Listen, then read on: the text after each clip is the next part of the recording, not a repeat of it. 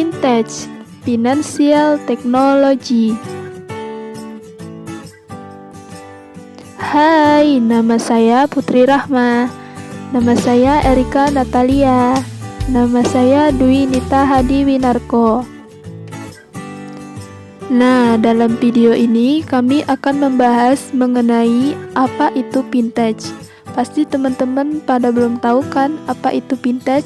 Dengerin terus ya videonya sampai habis.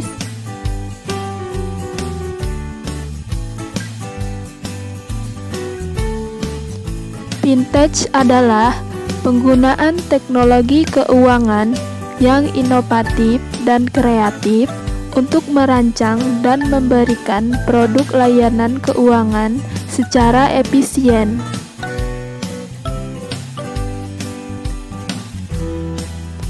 Tujuan Fintech adalah untuk mengurangi biaya infrastruktur lembaga keuangan dan tidak perlu memiliki jaringan cabang, kantor, ataupun karyawan dalam jumlah yang banyak untuk melayani pelanggan pada semua jenis perusahaan.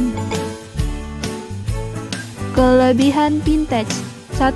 Mudah dalam melayani konsumen. 2. Informasi cepat dan murah. 3. Keamanan terjamin. 4. Proses cepat. 5. Mudah disetujui dalam 24 jam. 6. Pelayanan efisien. Kelemahan Fintech: 1. Diperlukan biaya yang besar.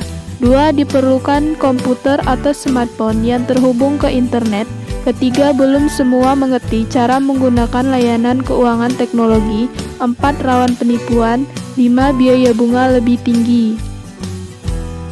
Ada dua jenis Fintech menurut OJK. 1. Fintech 2.0 atau layanan keuangan teknologi yang dioperasikan oleh lembaga keuangan seperti m-banking. 2. Fintech 3.0 atau layanan keuangan teknologi yang memiliki produk dan jasa. Sedangkan menurut FSB atau Financial Stability Board ada 4 kelompok, yaitu 1. Payment. Payment adalah finansial teknologi yang memberikan layanan sistem pembayaran yang dilakukan oleh perbankan. 2. E-aggregator adalah suatu perusahaan teknologi keuangan yang mengumpulkan serta mengelola data yang dapat dimanfaatkan oleh konsumen guna untuk membantu dalam mengambil sebuah keputusan.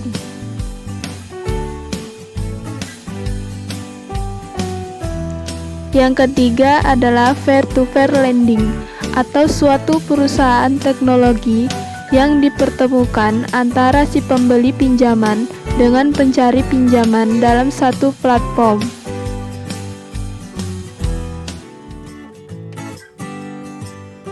4. Manajemen resiko dan investasi adalah perencanaan dalam bentuk digital. Melalui Fintech ini dapat membantu konsumen dalam perencanaan keuangan serta platform e-trading dan e-insurance. Contoh dari perusahaan ini adalah Kremi, Bareksa, dan lain-lain. Dampak Fintech terhadap industri perbankan: 1. Perbankan. 2. Sistem pembayaran kredit dan pinjaman. 3. Penasihat keuangan. 4. Kenyamanan konsumen.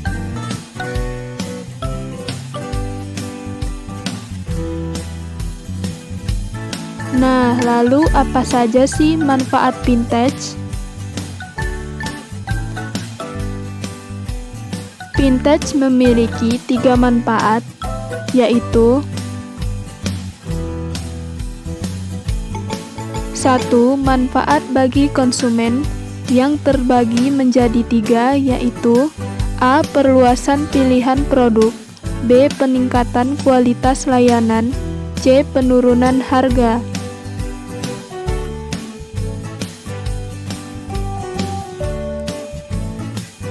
Yang kedua, ada manfaat bagi pelaku bisnis yang terbagi 4, yaitu A. Memperpendek rantai transaksi.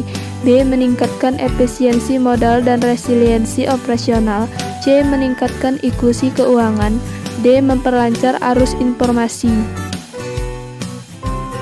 3. Manfaat bagi ekonomi yang terbagi 3, yaitu A. Mempercepat transmisi kebijaksanaan moneter. B. Meningkatkan kecepatan uang beredar. C. Meningkatkan pertumbuhan ekonomi.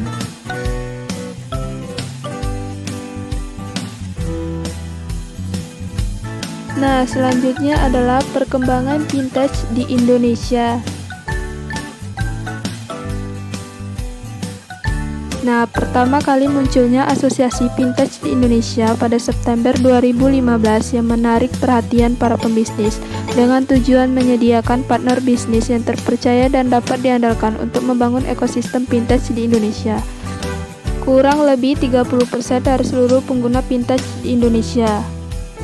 Perkembangan pengguna vintage ini juga terus berkembang dari awalnya 7% pada tahun 2006 sampai 2007 menjadi 78% pada tahun 2017. Jumlah pengguna tercatat per 2017 adalah sebanyak 135 sampai 140 perusahaan.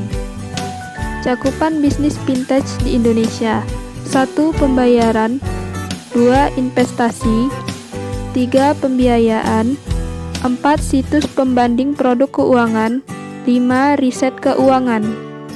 Contoh bisnis yang tergabung di dalam vintage: 1. Proses jual beli saham, 2. Pembayaran, 3. Peminjaman uang secara fair to fair, 4. Transfer dana, 5. Investasi retail, 6. Perencanaan keuangan. Perusahaan vintage yang ada di Indonesia.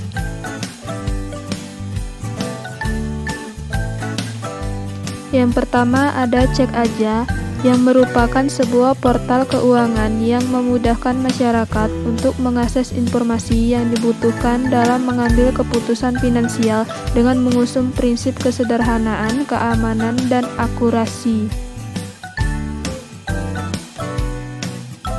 Yang kedua ada Halo Money.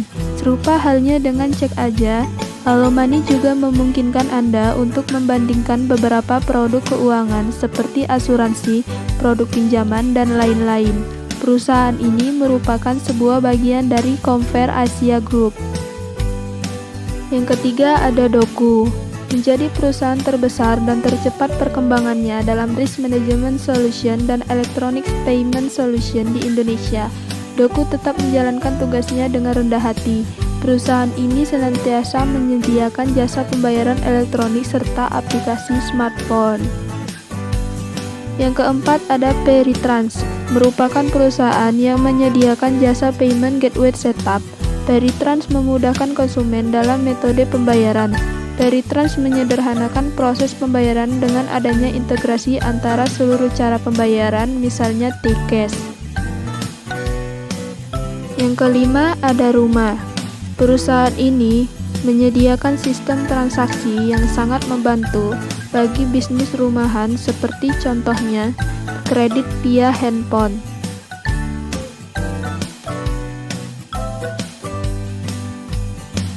Nah, yang terakhir adalah Kartuku.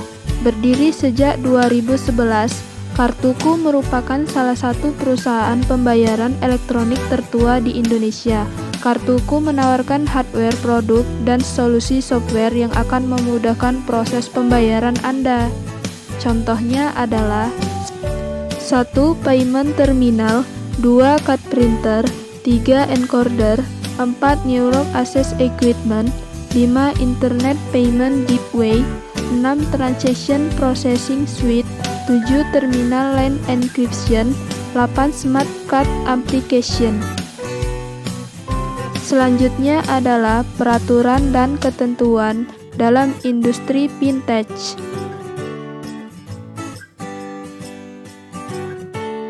Akibat perkembangan vintage yang diprediksikan akan terus naik, BI sebagai pemegang otoritas sistem pembayaran terus mensinergikan beberapa kepentingan melalui 3 hal, yaitu 1. Promosi sistem pembayaran yang kondusif, 2. Mengarahkan industri untuk bergerak secara efisien, dan yang terakhir memperkuat perlindungan konsumen.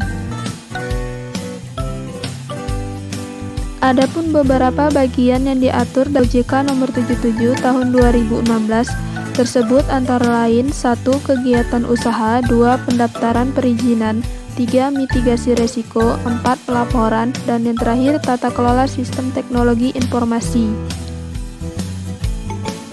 Identifikasi terhadap vintage.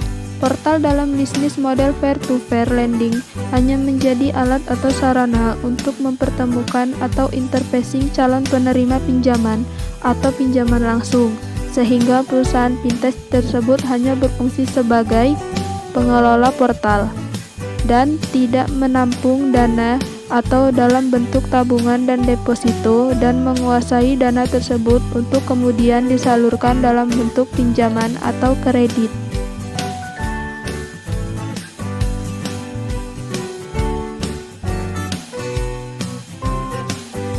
Peran vintage dalam sistem pembayaran.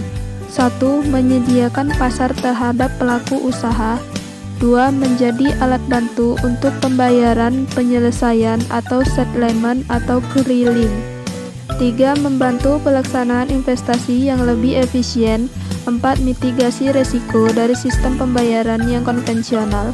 5. Membantu pihak yang membutuhkan untuk menabung, meminjam dana, dan penyertaan modal. Terima kasih sudah